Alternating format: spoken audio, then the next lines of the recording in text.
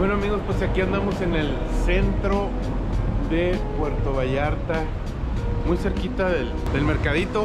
Sí se siente más caliente, más húmedo, sobre todo más húmedo que adentro de la ciudad. Creo que es normal, ¿no? Pero miren, el mercadito ya está atrás. Nos había tocado nublado casi todos los días hasta hoy apenas salió el sol.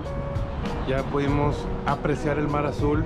Sigue siendo mi playa favorita, sigue siendo mi destino favorito. Muy recomendable. Pues yo creo que ya la mayoría de ustedes ya lo conocen, porque es una de las playas más accesibles para el turismo nacional. A mí me encanta, así que recomendable 100%. Vamos al mercadito.